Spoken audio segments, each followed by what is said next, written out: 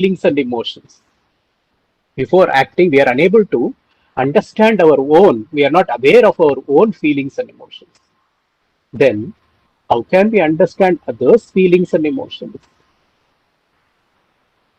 So, irrespective of people having very good IQ and EQ, we can see in today's society, the wars are increasing, number of suicides are increasing, people have become intolerant, divorces are increasing. So, what could be the reason? At least these things do not exist among animals. In fact, I forgot to tell you something. Even animals do have emotional quotient. They can understand the happiness and distress of others. Even a plant can understand. So then, how different is our intelligence then? In other community, the other species lead a very peaceful life comparatively compared to human beings. They lead a very peaceful life. Though we call ourselves as very intelligent, so we attend all these attitude and aptitude tests and we score very good marks also. Still, why number of suicides are increasing in the society? Why wars are continuously increasing in the society? And why divorces are increasing in the society? If we really have good IQ and EQ, we should have avoided all these things. Why? So, all these things led to the discovery of one more intelligence called as spiritual quotient. So, first was intelligence quotient. Intelligent quotient means thinking rationally and acting purposefully. And next was emotional quotient, to be aware of our own feelings and emotions and to become aware of others' feelings and emotions is called as emotional intelligence. So to measure emotional intelligence, they devise some aptitude tests. So the score what we get in the test came to be known as emotional quotient. So the researchers came up with a new discovery, new term. They coined a new term called as spiritual quotient. Spiritual quotient. So if we analyze our body, what is this body made up of? What is this body made up of? It is just a bundle of chemicals. So do you think just a bundle of chemicals can express love, can express anger, can smile, etc., etc.? No, no. Bundle of chemicals cannot do this. They can't do this. So then, are we just a bundle of chemicals then? Suppose I throw a bundle of chemicals in the gutter. So if the chemicals are not harmful chemicals, who will arrest me? Nobody will arrest me.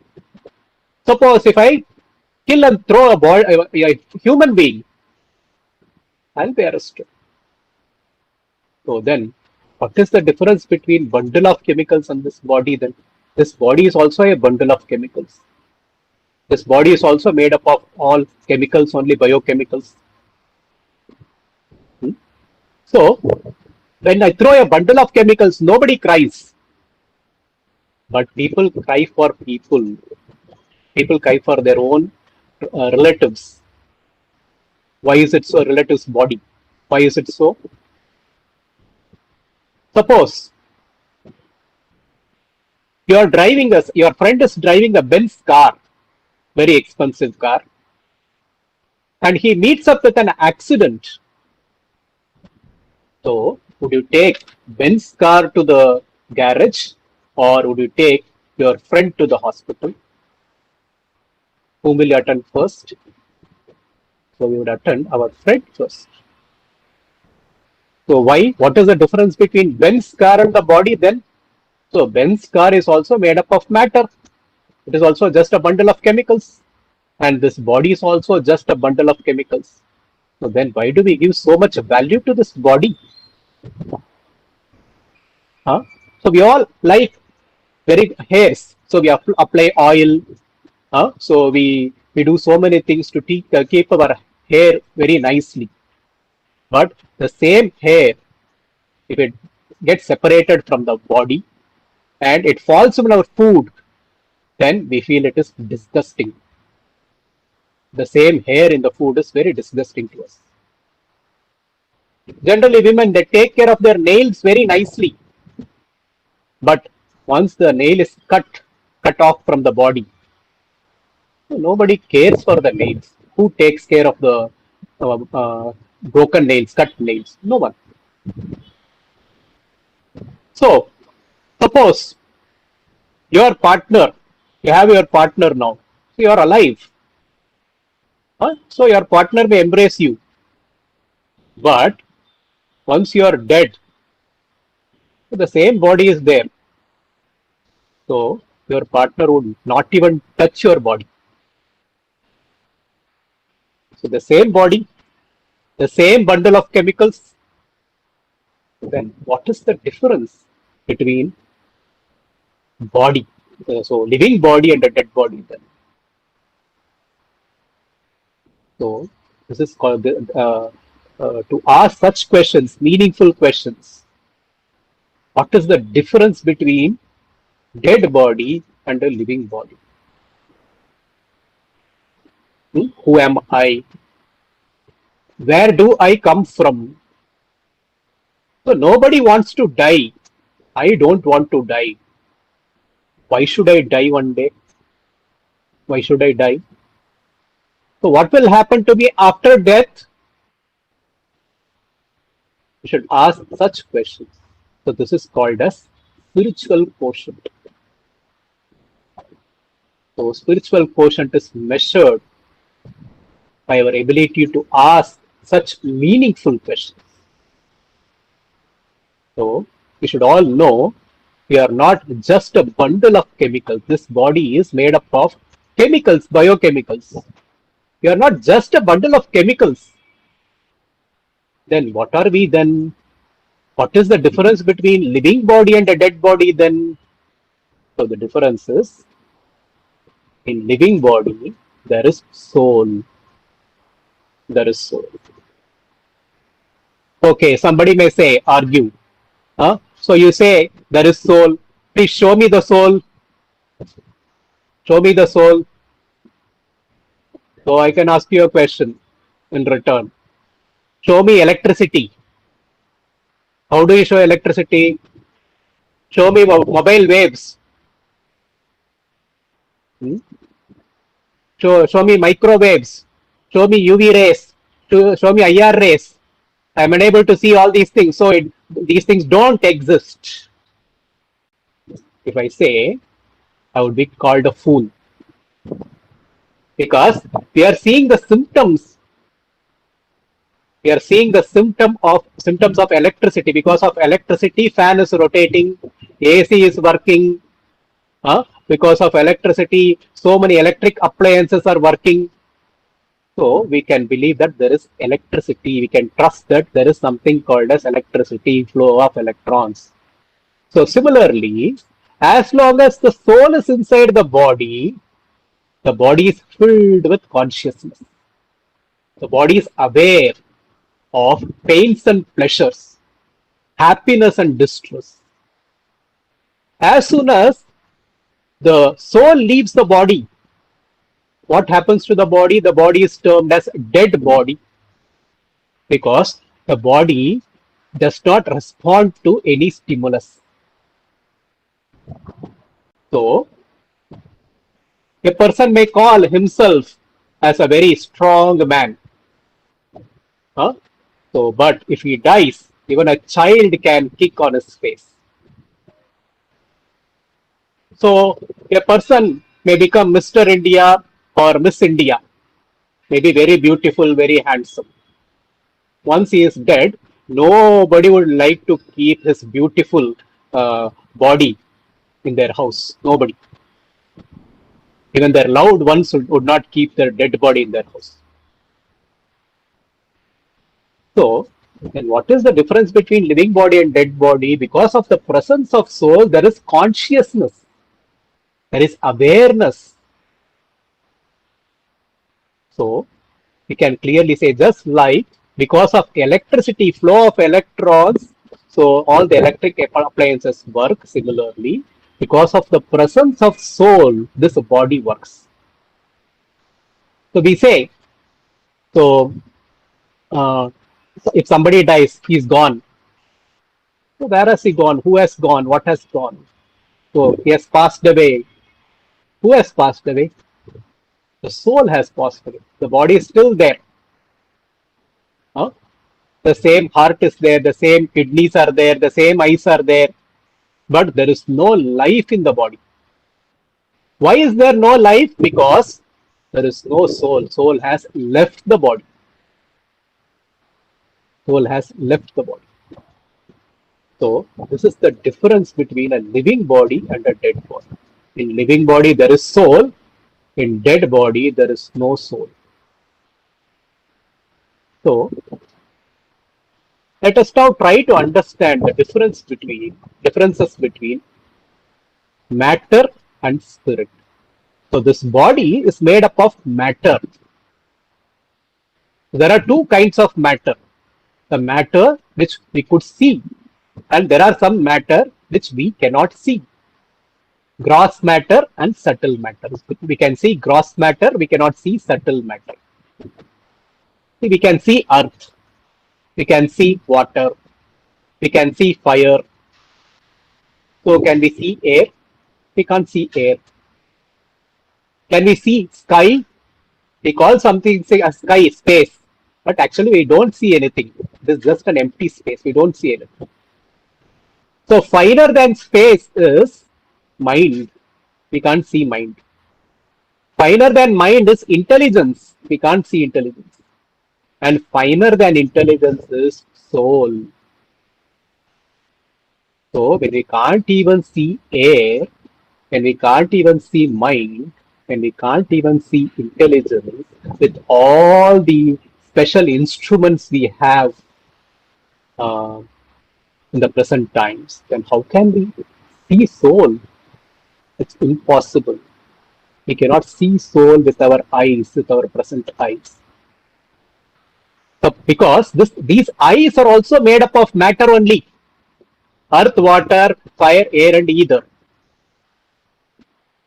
So since this is made up of matter, the soul is completely made out of spirit. Soul is completely different. It is made up of a different substance. That substance is called as spirit. So with the help of our eyes, which is made up of matter, we can never see soul. We can never see soul. But we can understand soul, just like we can never see electricity. So do you think some other day, if not today, some other day we'll be able to see electricity with our own eyes? No.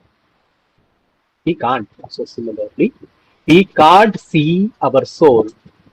Just like we can understand the presence of electricity by its symptoms, with its symptoms, similarly, we can understand the existence of soul with its symptoms. So the symptoms are pain and pleasure, experience of pain and pleasure, awareness. If the soul is not inside the body, then the body is not aware. Body is not aware. There is no awareness. So we should understand the difference between the body and the soul. So this is the first instruction given by Krishna in Bhagavad Gita. So when Arjuna is dejected, he sees all his relatives standing in front of him in the battlefield of Kurukshetra. So they all want to fight and destroy Pandava, Arjuna and his family members. So this Arjuna becomes very much confused. Why should I fight with my own people? What is the need? What is the need? So that's why he questions Krishna. Why should I fight? What is the use? They're all my people. Why should I kill them? Why should I kill them? So then Krishna instructs him about his duty. So you're inside a body which is a Kshatriya body. So, to engage in warfare and uh, to defend the country, to defend the And established dharma is your duty. To do your duty. Understand, you are not this body. So Krishna gives a very nice example to explain how we are not these bodies. He says, Dehinosmin yata dehe kaumaram yavvanam jara tata dehantara praptir dhirastatana. So we were all children, we were all kids. So we were all children, and many of us are youth now, and many of us are old now. So many of us are at different stages of life. If I ask you, where is your childhood body? Where is your boyhood body? Where is your youthhood body? What would you say? That body is gone. So this is the nature of matter. It constantly changes. It constantly changes. Matter takes birth, grows, stays for some time, reproduces, produces some byproducts. Then after that it dwindles and dies. These are the 6 stages of matter. So Lord says, just like we pass through various stages of life, we have changed so many bodies. We had childhood body, we even had a youthhood body, boyhood body. So we pass through various bodies. So similarly, the soul at the end of this life gives up this body, that is called as death, and it takes up another new body, that is called as birth. So Krishna gives a very simple example to make us understand this. How do we give up our body and how do we take up a new body? He gives Vasamsi jirnani yata vihaya navani grihnati naroparani tata sharirani vihaya jirnani anyani samyati navani dehi. So when our clothes become old, when our clothes become dirty, we give up our clothes and we wear new clothes. So similarly, when this body becomes old, we give up this body, that is called as death, and we take up a new body, that is called as birth, rebirth. So nobody could give such simple analogy, very simple analogy to explain the concept of body and soul. Just like we change our clothes, we change our body. Okay. So let us try to understand what happens to us at death.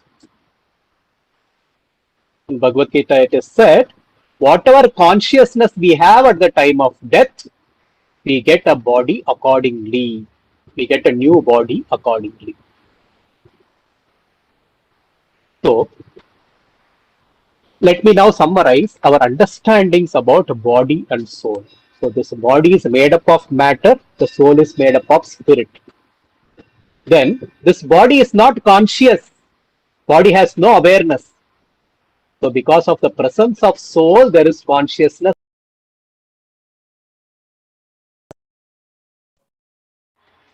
Soul gives consciousness or awareness. The presence of soul makes this body conscious or aware. Then the body changes. The body undergoes 6 kind of changes, but the soul does not change at all. The soul is the same person. So just like when we were children, we were the same personality. Now also we are the same personality. This body is temporary, whereas soul is eternal. So Krishna says, Antavanta ime deha, this body will get destroyed. Nityasa uptaha sharirinaha. But the person who is there inside the body, he is eternal. He is anashino. He cannot be destroyed. Aprameyasya, he cannot be measured. He cannot be measured. So the soul is always eternal, always alive, whereas the body is temporary. So because of that, it gets destroyed. And the body is always dead. This body is always a dead matter. So only the presence of soul makes it animate. So just like you have a very expensive car cannot move without a driver. Though you have self-driving cars these days, it also requires somebody to switch on the button. You should tell the car where you want to go. You should program the car where do you want to go. So it requires the touch of a soul. The presence of soul makes this body animate, just like driver makes the presence of driver animates the car. So this is the basic principle of spiritual intelligence. So if you are really intelligent, we should understand who are we, who am I. So we people uh, uh, say we are intelligent and we use our intelligence in so many other departments, but we are not at all aware who we really are, who we really are. What are my real needs? So, if we see our real needs, eating, sleeping, mating, and defending, these are our four needs. We want to eat nicely, we want to sleep nicely, and we want to enjoy sex, and we want to defend ourselves, security. So animals also do these four activities in their own ways, in their own standards. Huh? So we also eat, animals also eat. We would like to go to five-star hotel and we would like to eat very nice foodstuffs, very fine foodstuffs. We enjoy. And even a pig also does. A pig eats its own food and it enjoys more than us. So some of us would have seen when pig eats stool, it would be waving its tail. The pig is very happy while eating stool. So even a even a low class animal has this enjoyment, eating enjoyment. Sleeping. So though we build very, very big flats, apartments, houses, individual houses, bungalows, uh, penthouse, penthouse, so many other houses, still we may have a very big bedroom, very big mattress, very nice expensive cot, still we are unable to sleep. Whereas a street dog sleeps on the roadside, on the highway side, very happily, very happily, without getting disturbed. They don't complain of disturbed sleep. Even though we have all these comforts, we complain about sleep. I don't get sleep. I get sleep only at 2 o'clock in the morning, 2 o'clock at night. For we people, 2 o'clock is morning. For others, 2 o'clock is night. Uh, so, so we can see even animals, they sleep. They sleep and they enjoy better quality sleep than us. And what to speak of sex? We can have only one child at a time. Animals can have many at a time. So who enjoys more? Animals or human beings? Animals. So we also defend ourselves in our own ways. Animals also defend in their own ways. So we want bank balance, security, house security, watchman, dog. So we have our own ways of securing our wealth, our possessions. So animals also defend themselves in their own ways. So these are our four basic needs: eating, sleeping, mating, and defending. And we can see in all these departments, the animals excel us. And we call ourselves as intelligent than animals. How are you more intelligent than animals? They are able to fulfill their demands better than us. Better than us. They enjoy more than us. So then, how can we say that we are intelligent, we are more intelligent? We can say We are intelligent only when we become aware of ourselves. Who am I? I'm a spirit soul. I'm not this body. So further, we should ask many questions. What am I doing here then inside this body? I don't want to die. Why should I die? Why should I change my body? You say that we change our body just like we change our clothes. Why should I change my body? Huh? What happens at the time of death? What will happen to me after death? How can I live eternally without death? To ask such questions is called as spiritual intelligence. So just like it takes time to develop our intelligence quotient, emotional quotient, we have to practice. So similarly, to improve our spiritual intelligence also, spiritual quotient also requires practice. What is that practice? So just like to, if you are an advocate, so we are in the association of advocates. If you are in the association of advocates, then we can understand the latest concepts and we can understand how the laws were applied by other advocates. So in the court, so how the laws were interpreted. So in the we can make advancement in the field if you know, if you stay in the association of advocates. So similarly, if you want to be a good doctor, you should stay in the association of doctors. So similarly, if you want to improve your spiritual quotient, you should stay in the association of spiritualists. So then we'll be able to manage ourselves very nicely. So this is the secret of self-management. You may ask me, so do you want all of us to become sannyasis? Give up all our family life, give up business, everything.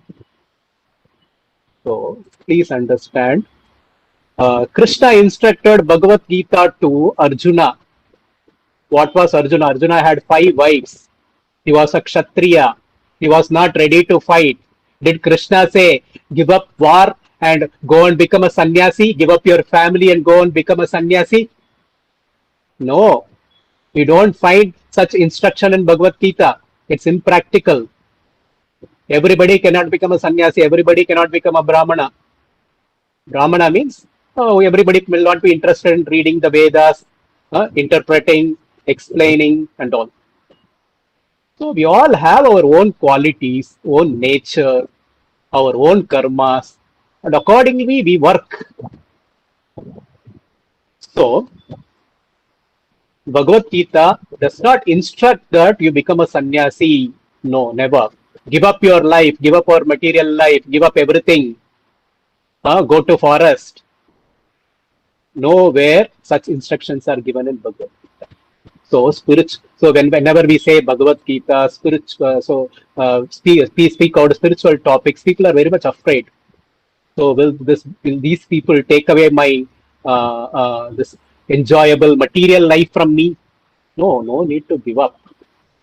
Thus we have to fine tune ourselves. So just like, how can we fine tune?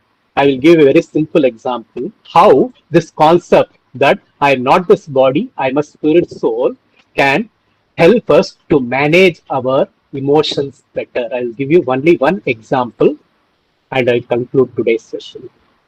So there is a shloka in second chapter of Bhagavad Gita which says, Matra sparshastu kaunteya shitoshana sukha dukkadaha agama apayino anityas tam stitikshasva bharat. So it says, see, just like summer and winter, summer goes, winter comes. Winter goes, summer comes. So similarly, happiness goes and distress comes. Distress goes and happiness comes. So just like day and night, just like summer and winter, just like heat and cold, happiness also goes. Happiness goes and distress comes. Distress goes and happiness comes. So why do we feel sometimes happy and sometimes sad? What is the reason? Krishna says, Matra sparshastu. Matra, Sparshastu. What does it mean? So we have our five senses, and each sense has got its object, sense object. For eyes, it is form, very nice form. We want to enjoy looking at very nice form.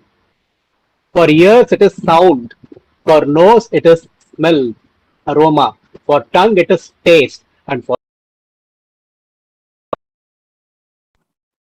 skin, it is touch. So the five senses have their objects, five objects. So when the senses come in touch with the objects, with their sense objects, we feel happy.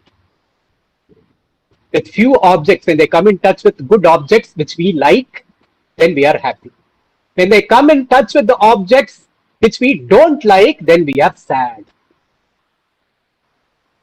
Then we are sad.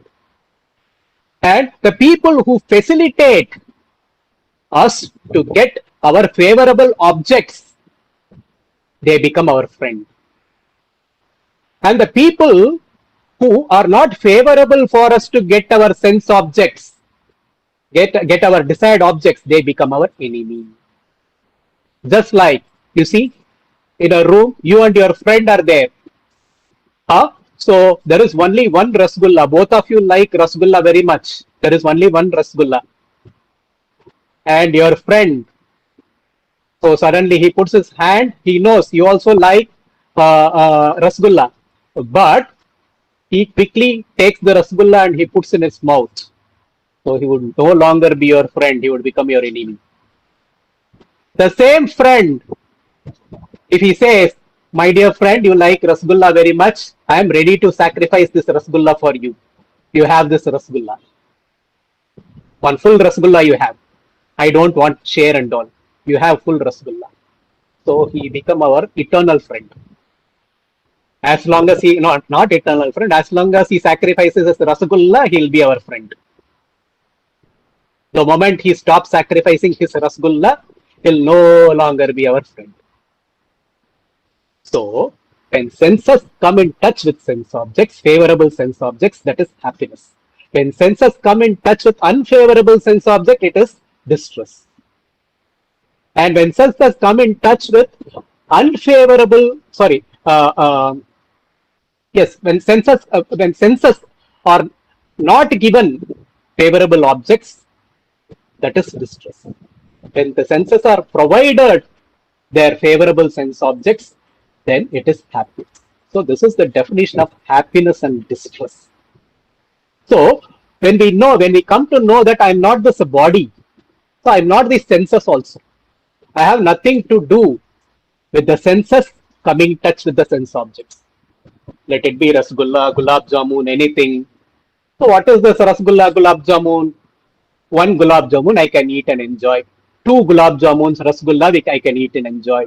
If somebody forcibly feeds me 100 Rasgullas, 10 Rasgullas, where 10 Rasgullas? More than 3 or 4, we would start vomiting. The same Rasgulla which was giving this happiness, one Rasgulla was giving happiness, 10 Rasgulla will become, will give us distress. Even if you try to swallow, gulp the Rasgulla, swallow the Rasgulla, so then we'll suffer from diarrhea, stomach upset and diarrhea.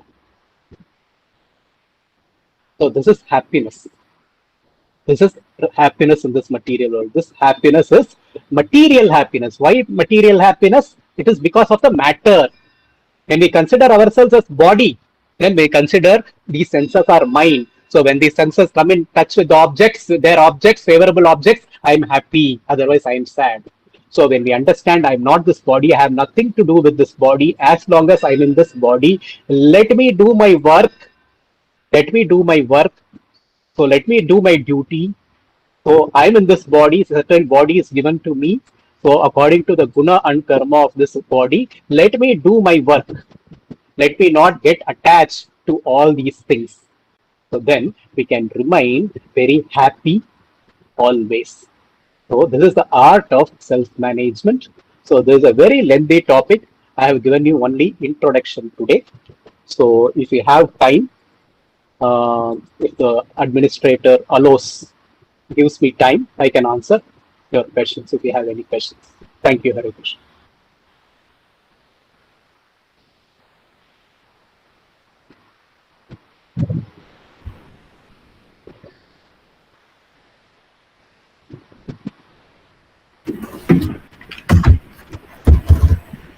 Thank you. Thank you, Sri Ram Gopal Das Prabhuji. Hare Krishna.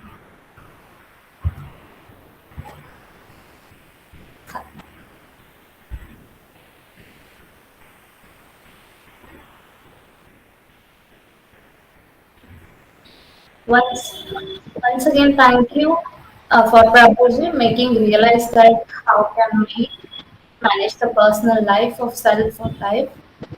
Hope this session helped everyone. Thank you, Hare Krishna.